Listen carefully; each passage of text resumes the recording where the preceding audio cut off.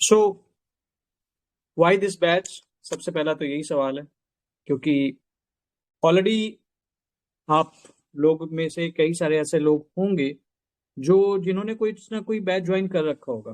Definitely आप में से कुछ ऐसे भी लोग होंगे जिन लोगों ने प्रीलिम्स दे रखा होगा, और कुछ लोग होंगे जो फर्स्ट अटेम्प्टर्स होंगे। So what is the purpose of this batch? पहला सवाल तो यही बनता है। Purpose is simple, you want to qualify the prelims. So ये सवाल अगला ये आ जाता है, then how is this batch is going to help you. ये इंपॉर्टेंट सवाल है, लेकिन उस चीज को समझने के लिए ये समझना जरूरी है कि इस टाइम पे कट ऑफ किया जा रही है। कट ऑफ अगर आप ट्रेंड देखेंगे ना, तो 2016 में 2015 के बाद जब 2016 आया था, जब सीसेट कट ऑफ से हट गया था, till 2015 CSAT was the part of the calculation of your cut off. तो जिन बच्चों की मैथ्स अगर अच्छी थी, सीसेट में अच्छे स्कोर आते थे, तो जीएस में अगर कम भी स्कोर आते थे तो वो लोग क्वालिफाई कर जा रहे थे। 2015 तक ये हाल था। 2016 में बहुत सारे लोगों को ये बात लगी कि भैया सीसेट के चलते उनके साथ अन्याय हो रहा है। उनका जिनका अच्छा स्कोर आ रहा है, जीएस वाले बच्चे खफा थे और सारे बच्चों को जीएस मतलब मैथ्स में दिक्कत हो रही थी। तो जो भी प्रोटेस्ट होगा हुए उस टाइम पे, तो उसके चलते क्या हुआ, यूपीएससी ने डिसीजन लिया कि सीसेट को हम क्वालिफाइंग बनाएंगे। तो उन्होंने उसे क्वालिफाइंग बना दिया। तो क्वालिफाइंग होने के चलते उन्होंने जीएस के बेसिस पे ही कट ऑफ डिक्लेयर करना शुरू किया। अब पहली बार चेंज आया था, तो फर्स्ट टाइम जब चेंजेस आते हैं ना, तो हमेशा कट ऑफ बढ़ती है। ठीक है, तो यहाँ पे भी यही हुआ, कट ऑफ सीधे 116 चली गई जीएस की। एंड डेफिनेटली आज की डेट में वो पेपर अगर हम देखेंगे तो हमें बहुत ही हलवा पेपर लगेगा। With each year if you will be seeing, अगर आपको आइडिया हो, तो कट ऑफ धीमे धीमे गिरता चला जा रहा है। इवन 2023 में जाके ना, दैट कट ऑफ जो कि 75 को टच कर गया। 116 था कभी, फिर कभी 98 भी आया, और आज की डेट 87 भी गया, 75 तक गया। एक सवाल मन में आ सकता है आपके यहाँ पे कि कट ऑफ नीचे जा रहा है, बच्चों की संख्या बढ़ रही है, सीट्स की संख्या घट रही है। समझिएगा इस चीज को, लॉजिकल नहीं है, आइडियली ऐसा नहीं होना चाहिए। बच्चों की संख्या बढ़ रही है, सीट्स की संख्या घट रही है, तो ideally law of demand and supply तो यही कहता है कि भैया डिमांड ज्यादा है, सप्लाई कम है, तो प्राइस तो बढ़ जाना चाहिए, तो उस हिसाब से कट ऑफ भी बढ़ जाना चाहिए। बट फिर भी कट ऑफ नीचे जा रहा है, क्यों? सोचने वाली बात है ना। मैं आपको रीजन बताता हूँ क्यों ऐसा हो रहा है। सबसे पहला रीजन जो है वो ये है कि मार्केट में बहुत ज्यादा मटेरियल है हर एक चीज के लिए। ये बहुत बड़ा रीजन है कट ऑफ को गिराने का, कि मार्केट में एक्सेस मटेरियल होने के चलते चॉइसेस बहुत ज्यादा है लोगों के पास। People have a lot of choices, and when you do have a lot of choices, so you are not able to make the right choice at that time. ज्यादातर बच्चे ये गलती करते हैं अक्सर। बहुत सारी चॉइसेस हैं हिस्ट्री के लिए, यार लक्ष्मीकांत हिस्ट्री के लिए लाइक स्पेक्ट्रम भी पढ़ सकते हैं, एनसीईआरटी भी पढ़ सकते हैं, कुछ और बुक्स भी आती है मार्केट में, हम वो भी पढ़ने लगते हैं। पॉलिटी के लिए चलो एक किताब है लक्ष्मीकांत, तो ज्यादातर बच्चे लक्ष्मीकांत ही पढ़ते हैं, तो उसमें उतना कंफ्यूजन नहीं है। लेकिन ज्यादातर बाकी सब्जेक्ट्स के लिए देखिए, कोई कहीं भटक रहा है, कोई कहीं भटक रहा है।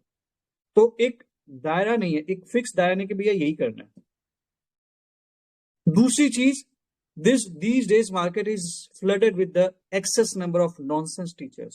ये एक दूसरा रीजन है, बच्चों को अपनी तरफ खींचने के लिए many teachers, although I am also a teacher, but ये रियलिटी है, बहुत सारे टीचर्स बहुत सारे नॉनसेंस वीडियोस बनाते हैं, और उन नॉनसेंस वीडियोस पे हम ट्रस्ट कर लेते हैं। I have seen each year, हर साल मैं देखता हूं कि बहुत सारे टीचर्स आ जाते हैं, बोलते हैं कि भैया देखो ये हमने ये वाला एनालिसिस किया था, ये पेपर आया था, ये मेरा से कराया हुआ आया था।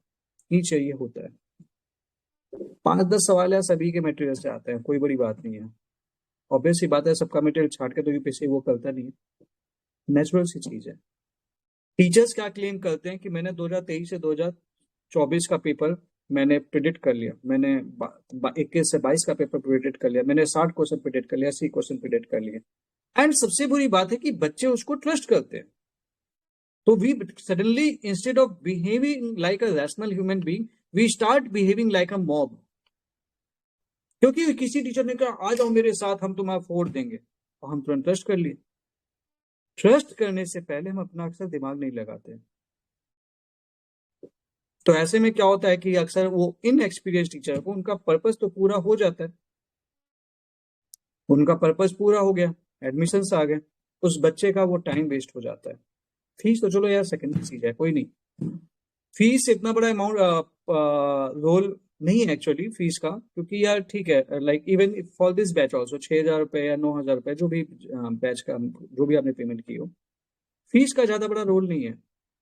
ज्यादा बुरा ये होता है कि उस फीस को देने के बाद जो आप टाइम इन्वेस्ट करते हैं किसी के ट्रस्ट पे, और वो टाइम आपका जब वेस्ट हो जाता है, वो टाइम वेस्ट नहीं होना चाहिए।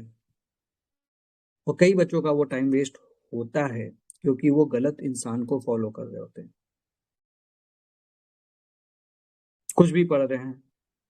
I had recently taken a interview of a person whom I wanted to be in my uh, team, एक पर्सन का, क्योंकि because obviously I am running an organisation, so I do hire some fellows. मैंने एक बच्चे को interview के लिए बुलाया। He is currently working in one of the most prominent institution in India, मैं नाम नहीं लूंगा, लेकिन इतना बता दूं कि ओल्ड राजेंद्र नगर में है। टॉप 5 इंस्टीट्यूट्स जो आप जानते होंगे उसमें से एक है। वहां पे वो सोशियोलॉजी की कॉपी चेक करता है। मैंने बोला भैया मॉडल आंसर बना के दिखाओ एक सोशियोलॉजी का। मॉडल आंसर में वो बच्चा, उसने पहला सेंटेंस लिखा, दूसरी बात लिख रहा है सेंटेंस में, मॉडल आंसर में, दिस ऐसे वांट्स टू, दिस ऐसे 150 वर्ड्स वाले में दिस ऐसे, समझिएगा मैं क्या बताना चाह रहा हूं, दिस ऐसे will delve into this and, ये आपको ये बताएगा। ये वर्ड ही गलत था, और वहां पे सो कॉल्ड जो सोशियोलॉजी टीचर पढ़ा रहे थे वो उस चीज को इनकरेज कर रहे थे। तो अक्सर ऐसे चीजों के चलते, और उसकी कॉपी जब मैंने चेक करते हुए देखा ना, मुझे बहुत बुरा लगा कि यार क्या कॉपी चेक करवा रहे हैं, क्यों करवा रहे हैं।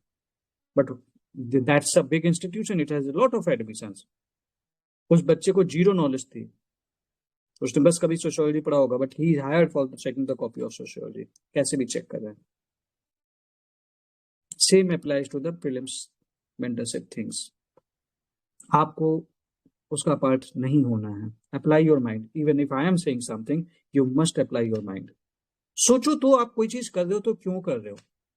B a rational human being. अगर आप रैशनल होकर ना यूपीएससी की तैयारी करेंगे, आपका सिलेक्शन के चांसेस बहुत ज्यादा बढ़ जाएंगे। अगर आप इररैशनल होकर तैयारी करेंगे तो आपके चांसेस बहुत ज्यादा घट जाएंगे। और ये गलती है जो ज्यादातर बच्चे हर साल करते हैं।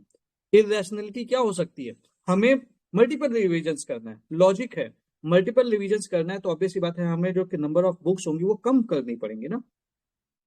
लिमिटेड बुक्स तभी तो मल्टीपल रिविजन होंगे, और मल्टीपल रिविजन चाहिए तो किताब कम होनी चाहिए। मल्टीपल बुक्स का मल्टीपल रिविजन नहीं होता है, क्योंकि सब्जेक्ट्स भी मल्टीपल हैं। ठीक है। Second thing is that you don't have to focus upon the paper of the coaching. Instead of that, you have to start with the preparation of the PYQs. क्योंकि UPSC का mindset हमें कौन बताएगा, या तो यूपीएससी का syllabus बताएगा या तो यूपीएससी का पीवाईक्यूज बताएगा। और थर्ड थिंग, आपको टाइम टू टाइम रिवीजन करते रहना पड़ेगा। आपको मोनोटोनी वाले वे में रिवाइज नहीं करना पड़ेगा कि भैया अब हम पॉलिटी ही पढ़ेंगे, हम पक गए, हमारा दिमाग काम नहीं कर रहा, लेकिन हम पॉलिटी ही पढ़ेंगे। ये चीज देखी गई है, there is a scientific reason behind it also. जब आप किताबें पढ़ते हैं और आप एक ही किताब पढ़ते हैं तो आप धीमे धीमे आपका माइंड ना, उसको पता होता है कि अगला टॉपिक क्या आएगा, अगला टॉपिक क्या आएगा, तो वो माइंड क्या होता है, स्लो हो जाता है, लेथार्जिक हो जाता है, क्योंकि एक्साइटमेंट खत्म हो जाती है। जब एक्साइटमेंट खत्म हो जाती है तो आपका भी स्लो होते है, पता नहीं चलता, और इसीलिए कई बार पॉलिटी की किताब लेके 1 महीना बैठे रहते हैं। हमारे बैच में हमने 20 दिन में पॉलिटी भी खत्म किया, इन्वायरमेंट भी खत्म किया, करंट अफेयर्स भी खत्म किया, 20 वीडियोज भी सीसेट के निपटा दिए। दैट इज ऑल्सो 20 दिन में हमने ये भी किया। बहुत सारे बच्चे 20 दिन में इन्वायरमेंट ही नहीं खत्म कर पाते। प्रॉब्लम कहाँ पे है, problem the choice of the topics है। ठीक है। But the good thing is that you are the part of this batch, and this batch will take care of all this stuff. कुछ फीचर्स हैं जो मैं आपसे डिस्कस करना चाहता हूँ, ताकि you should be knowing what exactly this batch is. पहली चीज इसमें बैच में जब आपने पीडीएफ खोली होगी तो आपको मिल दिखा होगा 1-to-1 mentorship. Then again there is a channel, there is a group. Channel is the place जहां पे सिर्फ मैं पोस्ट कर सकता हूँ, आप पोस्ट नहीं कर सकते। इससे क्या होता है, मैसेज मिक्स नहीं होते। तो कभी आपको ये देखना है कि व्हाट इज द कम्युनिकेशन, मैं जो आपसे कम्युनिकेट कर रहा हूँ, तो आप चैनल पे स्ट्रेट 1 by 1 आप देख सकते हैं, वो मैसेज मिक्स नहीं करेगा। Then there is a peer group. Peer group में क्या होता है, वहां पे आपके साथ साथ मेरे से कम्युनिकेशन के अलावा आप अपने बैचमेट से भी कम्युनिकेट कर सकते हैं इन द ग्रुप। उससे क्या होगा कि you get the people who are serious and they are in the same frequency as of yours. तो कई बार क्या होता है, कुछ चीजें हो सकता है आप मुझसे शेयर नहीं कर पा रहे, आप अपने फ्रेंड्स वगैरह से, जो भी आपके नए ये बैचमेट्स हैं, आप इनसे डिस्कस कर सकते हो, कैन डिस्कस योर स्टफ कि यार मेरे को ये चीज दिक्कत आ रही है, ये चीज समझ में नहीं आ रही, व्हाट डू यू थिंक। इस टाइप के क्वेश्चन आते हैं। बहुत सारी ऐसी चीजें होती हैं जो आप चाहते हैं कि कोई सीरियस इंसान हो जिसके में डिस्कस कर सके, you can always discuss. Then there is the 1-to-1 mentorship, वो तो ग्रुप मेंटरशिप था। Many times there are a lot of regions you are not able to discuss it publicly in a group. Thereby comes the 1-to-1 mentorship. आप कहीं पे परेशान है, कोई चीज आपको परेशान कर रही है सिलेक्शन से, कोई चीज आपसे गलती कर रही है, आप मुझसे डिस्कस करना चाहते हैं। जब आपने एडमिशन लिया था, टीम ने आपको एक आईडी प्रोवाइड की थी, उस आईडी को आप यूज कर सकते हैं मुझे मैसेज करने के लिए। I am here at your service, मैं आपको हेल्प करूंगा। अब उस चीज में जैसा मैंने आपको बताया कि आई will be helping you out, आप मुझे जो भी इश्यूज आप डिस्कस कर सकते हैं। गुड थिंग इज दैट मैं आपको एक सही सॉल्यूशन दूंगा। मैं आपको एक छोटा सा एग्जांपल बताता हूँ। कई बार ना बच्चे मुझे मैसेज सीधे करते हैं, सर कि मेरा पढ़ने का ही मन नहीं कर रहा, मैं समझ नहीं आ रहा मैं क्या करूँ, टारगेट भी सामने, पता भी है पढ़ना है, तो मुझे समझ में नहीं आ रहा मेरे से गलती कहाँ पे हो पा रही है। और मैंने उनको बहुत सिंपल प्रैक्टिकल सॉल्यूशन दिया है। ये स्थिति तब आती है अक्सर जब आप लो फील कर रहे होते हैं, और अक्सर आप लो फील तब कर रहे होते हैं जब आपकी बॉडी और माइंड आपका साथ नहीं दे रहा होता है। तो ऐसे केस में आई हैड सजेस्टेड देम कि ज्यादा नहीं, 2-3 दिन आप जुम्बा करो सुबह शाम, आपकी बॉडी एक्टिव होगी। देन अगला चीज आती है, a healthy mind lies in the healthy body, तो आपका माइंड भी एक्टिव होगा, माइंड एक्टिव होगा, माइंड पॉजिटिव होगा, अल्टीमेटली आप अपने आप पढ़ने बैठ जाओगे। So this thing is the 1-to-1 mentorship. Batch में बोलना यार कई बार अच्छा नहीं लगता यार कि सब पढ़ने का मन नहीं कर रहा। क्या होता है कि आप मेरे से डायरेक्टली इंटरेक्ट कर सकते हो। Although after messaging please wait for at least 12 hours. अगर 12 घंटे में रिप्लाई नहीं आता है देन मैसेज मी अगेन, ये आप ध्यान रखें। तो आप मुझे दोबारा मैसेज कर सकते हैं, I will be answering you, ठीक है, ये चीज। So there is a reason of this peer group, there is a reason of this, ठीक है। अब जीएस पे आते हैं कि हम क्या कवर करेंगे, ठीक है। We will be covering all the portion, जितना भी सिलेबस है ना 10 अप्रैल तक हम खत्म कर देंगे। स्टार्टिंग के 20 दिन हम करेंगे पॉलिटी एंड एनवायरमेंट, और हम इसे सिर्फ खत्म नहीं करेंगे, हम इसे रिवाइज भी कर चुके होंगे। पॉलिटी एंड एनवायरमेंट हम खत्म करेंगे 20 से 22 दिन के अंदर, उसके बाद हम उसका टेस्ट देंगे। We will be putting it to revision, thereafter we will be doing this science and tech and this one economy, and in the last this history and geography, most important जो जैसे है उसको उस हिसाब से रखा गया है, ठीक है। 10 अप्रैल तक हम सब कुछ खत्म कर चुके हैं, एक ब्रॉडर सीक्वेंस है। और अगर मैं बोल रहा हूँ खत्म कर चुके होंगे, इसका मतलब ये नहीं कि आपने सिर्फ ये पढ़ा होगा, आपने इसका रिवीजन भी किया होगा, ये इंपॉर्टेंट है। करंट अफेयर्स भी आपने किया होगा, ये इंपॉर्टेंट है। टेस्ट भी आपने दिया होगा, ये इंपॉर्टेंट है। रेगुलर बेसिस पे टेस्ट होते रहेंगे, डू अरेंज द टेस्ट। सारा जो भी मटेरियल है पीवाई की मटेरियल, आपको एक पीवाई की डॉक्यूमेंट है जो हमने ऑलरेडी शेयर कर रखा है, ठीक है। तो उस पीवाई क्यू डॉक्यूमेंट का आपको यूज करना है। कैसे यूज करना है मैं आपको बताता हूँ। किया है, ये इसके चैप्टर्स हैं। Let's say there is the chapter number 1, chapter number 2 etcetera, ठीक है। उसके बाद हमने क्या कर रखा है, मैं चैप्टर 1 नंबर 1 पे चला जाता हूँ, हिस्टोरिकल बैकग्राउंड। तो यहाँ पे मैंने क्या कर रखा है कि मैंने आपको बता रखे हैं कि ये चैप्टर इंपॉर्टेंट है। इन केस आपके पास कम टाइम है, focus more on the government of India act provision of 1909, 1919 to 1935 it's very important. And remember the portfolios head by minister in interim this.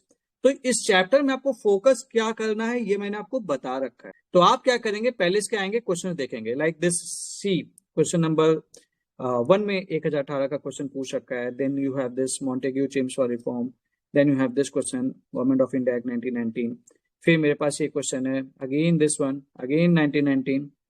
तो मेरे को ये चीज दिख रहा है कि 1919 वाला एक्ट, 1935 वाला एक्ट, ये देखिए 35 का क्वेश्चन आ रखा है। तो ये क्वेश्चन इंपॉर्टेंट है, ये चीज मेरे को दिख गई। सबसे बड़ी बात ये मेरे को दिख गया कि भैया ये चीज इंपॉर्टेंट है। अब इस क्वेश्चन से मेरे को आइडिया लग रहा है कि यूपीएससी किस तरीके के सवाल पूछ रहा है। इस सवाल को देखने के बाद और फिर मैं आऊंगा instruction, my instruction related to this chapters.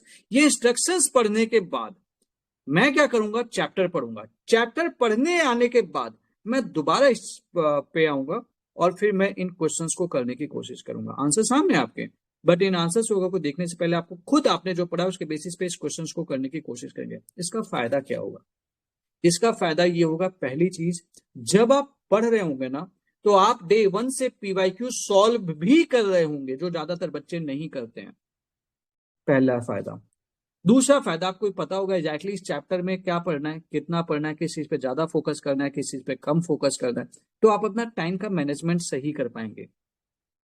तीसरा फायदा, आप एक कोचिंग के मटेरियल से शुरू नहीं कर रहे हैं, आप एक स्टैंडर्ड बुक से कर रहे हैं और आपको एग्जैक्टली ये पता है कि आपको करना कैसे है। तो इससे आप क्या होगा, आप भटकेंगे नहीं।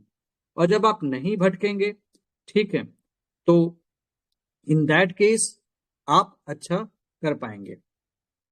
ठीक है, तो ये मैंने आपको भी एक पीवाईक्यू डॉक्यूमेंट दिखाया था। इसी तरीके से सारे डॉक्यूमेंट्स डिजाइन किए गए, polity, environment, economy, science and tech, history.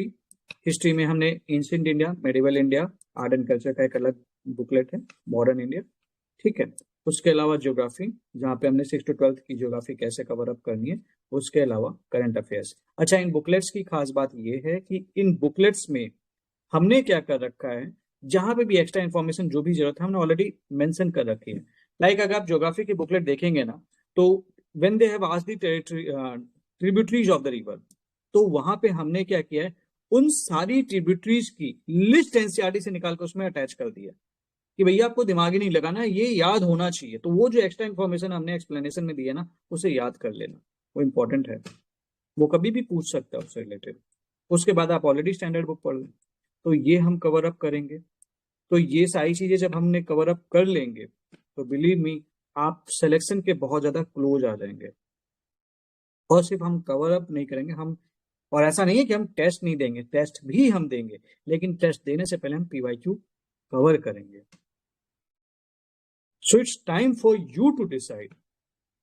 ये आपका वक्त है कि अब आपको डिसाइड करना पड़ेगा कि आप क्या सिलेक्शन लेना चाहते हैं। मुझे पता है आपने बैच ज्वाइन किया है तो यही सोच के ज्वाइन किया कि मैं सिलेक्शन लूंगा, लेकिन मैं आपसे एक छोटा सा सवाल पूछता हूं कि अगर आपने बैच ज्वाइन कर लिया और आपने मेहनत नहीं की तो क्या सिलेक्शन इंश्योर हो जाएगा? The answer is no.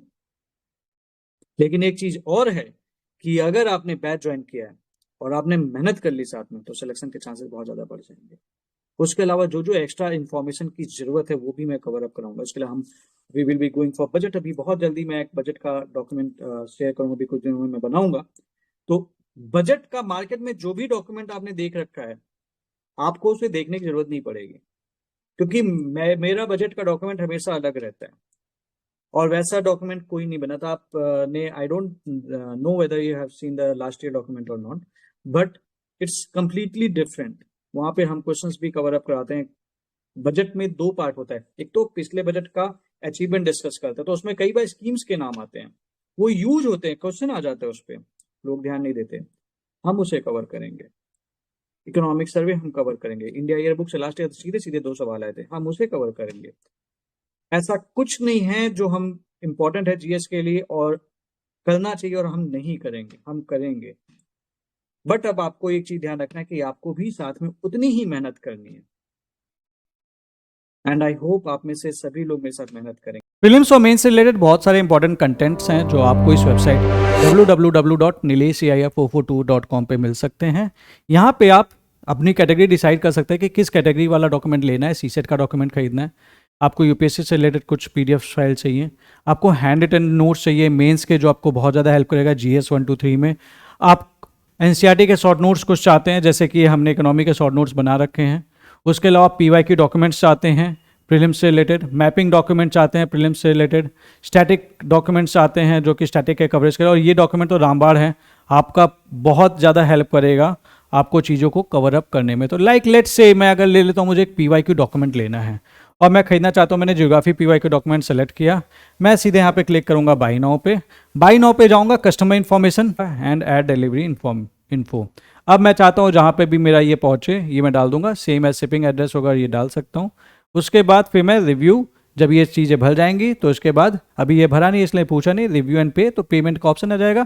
आप किसी भी मोड से आप पेमेंट करके फिर इसको ऑर्डर कर सकते हैं। जब आपका ऑर्डर रहता है, कुछ फाइल्स इसमें पीडीएफ हैं जो तुरंत आपके ईमेल पे भेज दी जाती हैं, और कुछ फाइल जो हार्ड कॉपी हैं वो हम नॉर्मली आपको 5 से 7 वर्किंग डेज में आपके घर तक डिलीवर हो जाती है। तो इस तरीके से आप इस वेबसाइट पर जाके काफ़ी सारा कंटेंट जो कि यूपीएससी के लिए रामबाण है खरीद सकते हैं।